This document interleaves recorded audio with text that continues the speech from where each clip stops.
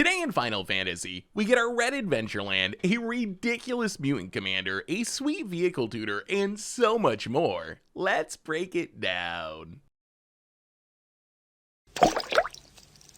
Hello everyone, it's Seth, probably better known as Saffron Olive, and it's time for another daily dose of Final Fantasy spoilers. So we've reached week 2 of our 3-week spoiler season, and we've got some pretty spicy cards to talk about today, which means we should probably jump right into it, start talking sweet new Final Fantasy cards. Before we do, a couple of quick reminders. First, if you need any of these cards, you can pre-order them from our sponsor Card Kingdom over at cardkingdom.com/MTGGoldfish. Second, to keep up on all the latest previews throughout the day, you should head on over to mtgpreviews.com.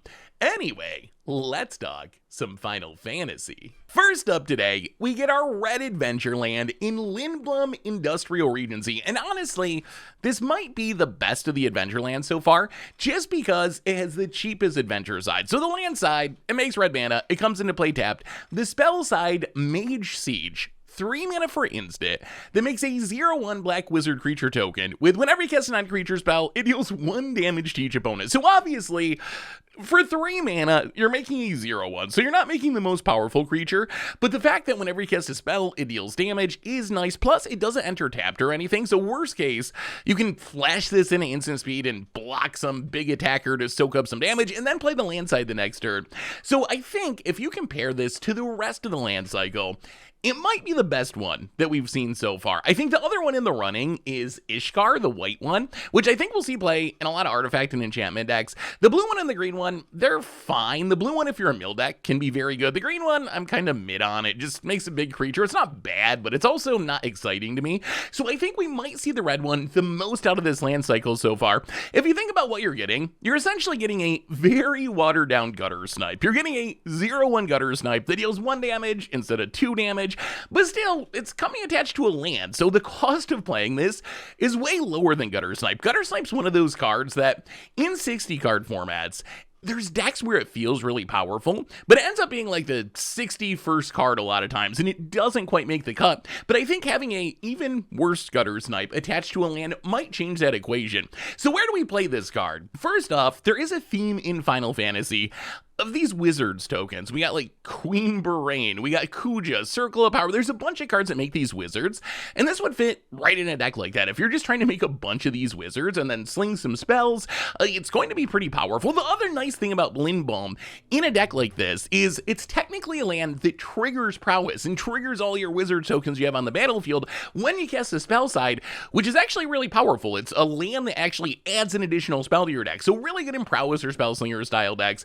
In older formats, I think where this card could shine is in Transmogrify or Indomitable Creativity decks. It's almost perfect for these cards. The only downside is, if you play this on turn 3, and then play the land side on turn 4, the land comes into play tap, so you can't use it to cast Transmogrify, Indomitable Creativity, but still, assuming you have another land in hand, you can play Lindblum, instant speed, on your opponent's end step, untap, make another land drop that comes into play untapped, and immediately Transmogrify or Indomitable Creativity into your big finisher. So this is probably like a pioneer thing. It is awkward that it doesn't work with Dwarven Mine since it's on a mountain, which is probably an issue in Modern where you really value being able to do the Dwarven Mine fetch land thing. But in Pioneer Transmogrifier Creativity, I think this card could be very solid.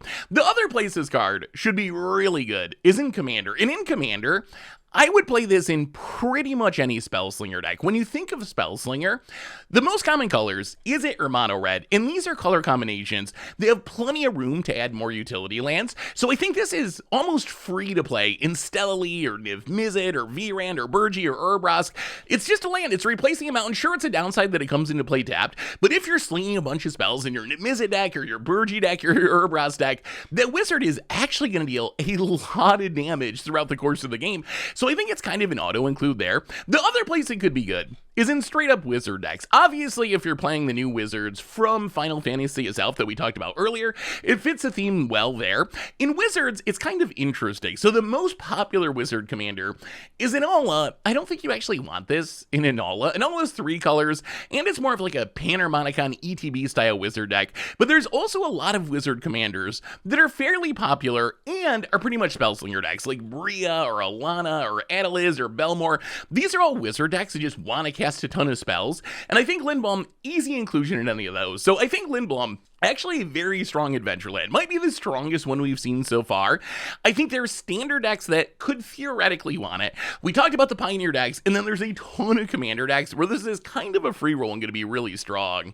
We also got a new Golgari alien rare in Jenova Ancient Calamity. So it's a 4-mana Golgari 1/5 legendary alien. It says at the beginning of combat on your turn, put a number of +1/+1 counters equal to this creature's power on up to one other target creature. So it can't grow itself. It's only a 1/5. So without additional support, it's a 4-drop that puts a single counter on something, but it also turns that thing into a mutant in addition to its other types. And when a mutant you control dies during your turn, you draw cards equal to its power, which is a potentially powerful ability. If you can use Jenova to turn big things into mutants and then make your opponent kill them or sacrifice them, you can draw a ton of cards off this ability. So the good news in Standard is we have a lot of pieces to make some sort of +1/+1 counter theme work. We got Innkeeper's Talent and Hollow Mercy, Paw Patch, Quirion Beastcaller, Wildborn Preserver. I'm not sure that Jenova's going to be fast enough. Standard is just so fast right now. If you look at cards that see play in Standard, the number of 4-drops that see play is not especially high because cards are just so efficient. It's all about these aggro decks casting 0, 1, 2-mana spells. And I feel like that Jenova, while it can be a powerful card, it might just be a little bit slow, but it does fit this theme very well. You can use stuff like Innkeeper's Talent to grow Jenova's power, then you go to combat and use it to grow something else's power, turn it into a mutant if your Quirion Beastcaller dies. You're going to draw like 6 cards or something absurd, which actually seems very powerful. So there is a cool Golgari counter shell that would work really well with Jenova. How good that shell's going to be, that's to be determined, but we can definitely build that deck. The other trick for this card is kind of play it like a combo card where you go all in on it growing its power. One of the tricks of this card is you can use temporary power boosts, like Giant Growth, for example, to grow Jenova's power and then convert that into permanent power boosts by putting its counters onto something when you go to combat. So maybe there's some weird pump spelly kind of deck you can play with Jenova. Also pretty cute with like Bristly Bill, Ordinary Tumbleweed, these things that double the counters on your creatures. You can make some pretty big creatures pretty quickly once you get going. On the other hand, the mutant text right now is kind of just flavor text. I mean, that's not really fair. The mutant text right now is mostly dependent on using Jenova to turn things into mutants. So it does kind of solve the mutant problem by itself, but I don't think you're going to build like mutant tribal with this card. These are all the mutants that currently exist in Standard, although it is worth mentioning that mutants have suddenly become kind of a popular creature type because of Universes Beyond sets. We saw them in Final Fantasy. We saw them in Jurassic Park. We saw them with the Marvel Secret Lair drops. So I wouldn't be surprised if mutant was like a much more supported creature type moving forward. And remember, these cards live in Standard for 3 years, and half of our sets now are Universes Beyond sets. So the idea that we could maybe have a mutant deck like a year from now, that seems completely realistic to me with the number of mutants that are getting printed in Universes Beyond. Also worth mentioning, and this is more of a Commander thing, but a lot of those Universes Beyond mutants, and even some old in-universe mutants, care about +1/+1 counters. You got from the Fallout set, stuff like Lily Bowen, Agent Frank Horrigan. You even have like Renegade crosses from going back to Gatecrash, I want to say. So there are a lot of synergies for building this mutant +1/+1 counter deck, and I actually think this is kind of an insane commander for a mutant deck. The best commander for a mutant deck because of that card draw ability. It seems very easy, either just playing the game naturally and attacking and trading off your mutants in combats, or by having some sack outlets in your deck to turn this into an absurd source of card advantage. Imagine just like playing Jenova in the mutant deck. You got one big mutant out like a Agent Frank Horrigan. You sacrifice it, you draw 8 cards, 9 cards, some absurd amount of cards, like a refill your hand ability. And it's not limited to once per turn or anything, so it's actually kind of incredibly powerful. So I think this is actually a really sweet and super powerful commander. It also could work well in the 99 of some other +1/+1 counter decks, Cleopatra, Skullbriar. If your deck cares about putting counters on things, I think that Jenova worth including in your commander deck. So Jenova, we'll have to see if it's fast enough for Standard. My guess is it's kind of like a fun, semi-competitive card to play in a +1/+1 counter deck in Standard, and where this will really shine is the new best mutant commander and a sweet +1/+1 counter card in Commander. We also got a new vehicle tutor in From Father to Son, which I guess is a father giving his son a super fancy car. I don't know. When I turned 18, I had to buy my own car, but in Final Fantasy, I guess things are a little different. But From Father to Son, 2 mana white sorcery. So search your library for a vehicle card, reveal it, put it in your hand. If this spell was cast from your graveyard, put it on the battlefield instead and then shuffle, and its flashback cost is 7.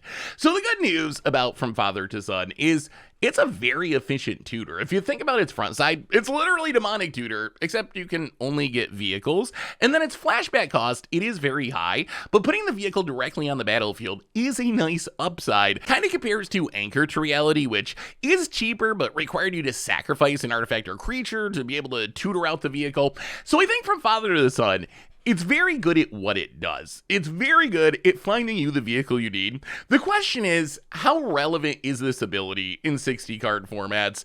And I think the answer is probably not especially. If this card's gonna shine, I think it's going to be because of a vehicle-based combo. If you look at Standard right now, we do have lots of good vehicles because of Ether Drift, and we get more in almost every set now. But, like, I don't think you want to spend 2 mana to find your Lumbering Worldwagon, or find your Debris Beetle, or your Thunderous Velocipede. So I think if you're just playing this for value, it's probably not worth it. It really wants to be a combo piece. And the best I could find for, like, a combo piece for this in Standard is probably Valor's Flagship plus Reanimation. So on turn 2, you can, From Father to Son, get Valor's Flagship. On turn 3, you can cycle Valor's Flagship, the big 7/7 flying first strike lifelinking vehicle, and then you can use something like Tune Up to reanimate it on turn 4, One Last Job to reanimate it on turn 4. If it's Tune Up, you actually turn it into a creature, so you don't even have to worry about crewing it. So something like that, I think, is where we could see From Father to Sunshine, where you're using this to find one specific vehicle to set up some very powerful game-ending combo. At first, I was like, okay, could this be a Greasefang card in Pioneer? And on one hand, it would work with what Greasefang is trying to do, which is finding Parhelion, and then you could do something like Raffine's Informant to get it in the graveyard. But I'm actually a little skeptical of this, because if you look at Greasefang, what it really wants to do is reanimate Parhelion on turn 3. So it plays a lot of 2-mana self-mill spells, Raffine's Informant, Cash Grabs, Overlord of the Baelmerks, ways that on turn 2 you can get Parhelion in the graveyard, and then on turn 3 just Greasefang, get it back, win the game pretty much. From Father to Son might just be too slow. So if you play From Father to Son, you can tutor up Parhelion on turn 2, but then you have to spend turn 3 trying to, like, Raffine's Informant or something to discard it to get it in the graveyard, and then turn 4 you could Greasefang. Plus, honestly, the Greasefang deck has way more mill cards than discard from hand cards, so maybe there's a new build of Greasefang that could take advantage of this. Maybe you can rebuild and find a way to make it work. If you can have, like, a free discard outlet on the battlefield, and then you could discard the Parhelion the turn that you tutor it up, and then you could turn 3 Greasefang. So it'll be interesting to see. I don't think you just slot it into the current builds of Greasefang, but maybe there is a build of Greasefang that could take advantage of it. The other trick with this card involves its flashback cost. So obviously tutoring a vehicle like Valor's Flagship, Parhelion directly to the battlefield, very powerful. The problem is it's 7 mana, so you're not really coming out ahead in mana by any meaningful extent. If you just spend 7 and get a Valor's Flagship or Parhelion, it's still fine, but it's just kind of expensive. But the trick here is you get to tutor the vehicle directly to the battlefield as long as it's been cast from your graveyard. It doesn't have to be its flashback cost in specific, which means in Modern you can Snapcaster Mage, flashback From Father to Son for just 2 mana, and then get the Parhelion or whatever. In Standard, you can Songcrafter Mage, flashback From Father to Son for 1 mana if you tap something to harmonize, and put the Valor's Flagship into play. So that is a cool way to kind of cheat on its cost. The one place I am very confident this card will see play is in vehicle commander decks. If you're playing Shikori, Katori, Depala, any sort of vehicle deck, the card's going to be great. You're built around vehicles anyway. It's super efficient. Its flashback cost, why expensive, will be relevant in the late game in a lot of commander games. So I feel like a very good card for vehicle decks in commander. In 60 card formats, I would not be surprised if this card saw play eventually. We've seen very narrow but efficient tutors see play in the past. I just don't know if we have the pieces or the deck right now for it, but it's one to keep an eye on for the future, because if the right vehicle combo kill comes along, this could certainly be an essential part of it. We also got some more Final Fantasy Through the Ages bonus sheet card. Value-wise, big winner today, Diabolic Intent. Not super high-end, but like $10, $12. The rest of the cards, super cool art, pretty playable, honestly. Like, Gix sees a lot of commander play, a bit of standard play. Crom, one of the most popular partner commanders, light up the stage, sees some playing like Pioneer sometimes, a little bit in Modern on occasion. Vargoth, that one doesn't actually see much play. Lab Maniac still sees playing commander decks, so all the cards are pretty playable, even if they're not all that expensive, outside of Diabolic Intent, which is the most expensive card today. Into the world of lower rarity cards, we got a few that'll probably be relevant. First off, we have the return of Syncopate to Standard. If you don't remember Syncopate, this is a counter spell that has seen play in Standards past. It's 1 blue and X for a counter spell. It's an instant. This is counter the spell unless its controller plays X, and if the spell was countered this way, exile it instead of putting it into its owner's graveyard. So the upside of Syncopate is it's very flexible throughout the game. It's not efficient throughout the game, but it's flexible throughout the game. In the late game, you can dump all your mana into this, counter something. In the early game, you can probably pay 2 mana and counter something if your opponent's completely tapped out. Plus, exiling the thing is relevant in our current standard. We got Chico in standard. We got Helping Hand, Reanimation. Being able to like exile the Oculus forever rather than putting it in the graveyard where it's going to come back into play is a pretty big deal. So the upside of Syncopate is it scales throughout the game. On turn 2, you can probably counter this for 2 mana, stop a Corey Steelcutter. Later in the game, your opponent taps out for Abuelo's Awakening to reanimate Omniscience. You can still Syncopate it, or an Overlord in the Hallwoods. So it does scale throughout the game with its flexibility. The downside is, in the late game, once your opponent has a bunch of mana, it becomes very hard to counter a Corey Steelcutter or a cheap card, because your opponent can just pay if they want to. But I do think that Syncopate will probably see some play. The big concern is, we're just not in a great counter spell standard. Even if you look at the control decks, they're not playing that many counters. There's been points in standards past where control decks are playing 8 counters, 12 counters, like a really huge number of counters. Right now, even the control decks are probably playing like 3 counters, maybe if you count 3 steps ahead, maybe up to 4 or 5. But is Syncopate gonna find its way past Dispelling Exhale? No More Lies. Even Spell Pierce kind of competes with it. I think the answer is it really depends on the meta and depends on the deck, but it's a card to keep in mind because we have seen it see play in Standards past, and I think that'll probably be true again at some point in its Standards life. We also got a new equipment in Coral Sword. So Coral Sword, 1 mana artifact. It has flash. When it enters, you can attach it to a creature you control. That creature gets first strike until end of turn. It gives equip creature +1/+0, and it has equip of 1. So Coral Sword, worth mentioning, because it's an equipment combat trick, and we've seen like Mirren Banesplitter, which is a very similar card, gives a little bigger boost at +2/+0, but it doesn't give first strike, and it's 3 to equip rather than 1 to equip if you need to move it around. But we've seen Mirren Banesplitter see some play in the past, targeting like Heartfire Hero to pump it and trigger Valiant. So I think that Coral Sword could fill that role, especially since we're moving into an equipment-supported standard because of the Final Fantasy set. We got like Cloud, we got Zac Fair, we got Adelbert Steiner, all these cards that care about heavy equipment on the battlefield. So this could serve a purpose. It's one of the cheapest equipment, it does equip, first strike can make it work like a combat trick, and if you're trying to trigger Valiant, moving it around for 1 mana is relevant. So Coral Sword, not a standard staple or anything, but it could be playable in the right sort of like Valiant equipment deck in standard. We also got a new red pump spell. Oh, red pump spells. Dominating standard in Haste Magic. Thankfully, this one is not Monstrous Rage, but it still can serve a purpose. So it's a 2 mana for an instant. This says target creature gets +3/+1 and gains haste until end of turn. Exile the top card of your library. You may play it until your next end step. So Haste Magic compares to Blazing Crescendo, which I have seen people play a little bit on Arena, although it hasn't really caught on as a constructed card. Gives the same buff at +3/+1, and then has a similar ability where you exile the top card of your library. The difference is you can play it until the end of your next turn, so you can tap out for Blazing Crescendo and still play the card. The upside of Haste Magic is even though it's worse at letting you play the card with exile, because you got to play it this turn, it does give haste, which is a nice upside. So in some sort of pump spell deck, this card's close enough to keep in mind as a possibly playable card, and in Commander, I think this card will probably see play really good in like Zada decks where you can copy its abilities, so you're exiling a card for each of your creatures to generate a ton of card advantage. Cute with Feather is repeatable card advantage and pumping. Even Vivi or Tanier seems good there as another way to boost its power, generate card advantage. So Haste Magic, again, not a defining card or anything, but is certainly a card that could be playable. We also got a new uncommon legend in Adelbert Steiner, a 2 mana 2/1 with lifelink. It's a legendary human knight, and it gets +1/+1 for each equipment you control. So this is a card that could see play in the right deck. We do have a lot of equipment in Standard. We just got Buster Sword, Assimilation Aegeus, obviously Corey Steelcutter, Basilisk Scholar, Leon X, Bladed Hold War Whip, and the rest of the Four Mirrored and stuff. Plus, we're getting all the support for Final Fantasy. They want you to play equipment like Cloud.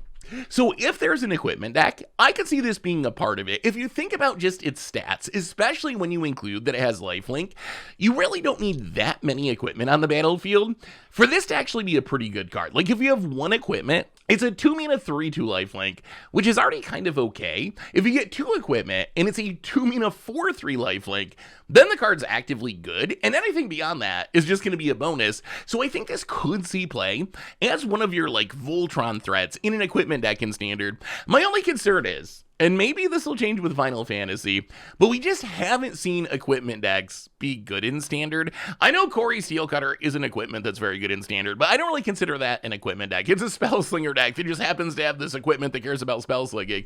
But we haven't seen traditional equipment decks be good in Standard. Oh boy, maybe since Cawblade, like 15 years ago. It has been a while. So it seems like a good card. The question is the archetype that it goes in good? Worst case, if you're playing a commander deck with a bunch of equipment, fine inclusion in your 2-drop slot. We also got a few Blitzball cards. So these cards, not constructed playable, but apparently people love Blitzball. I'm not even sure what Blitzball is. One of the side quests, apparently, in a Final Fantasy game.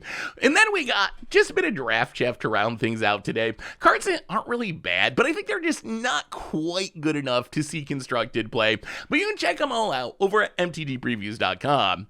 Anyway, that brings us to the end of our daily Final Fantasy spoilers for today. So, what's your favorite card of the day? Let me know in the comments, and I'll be back tomorrow with even more Final Fantasy spoilers. So until then, have an amazing day, everyone, and I will talk to you soon.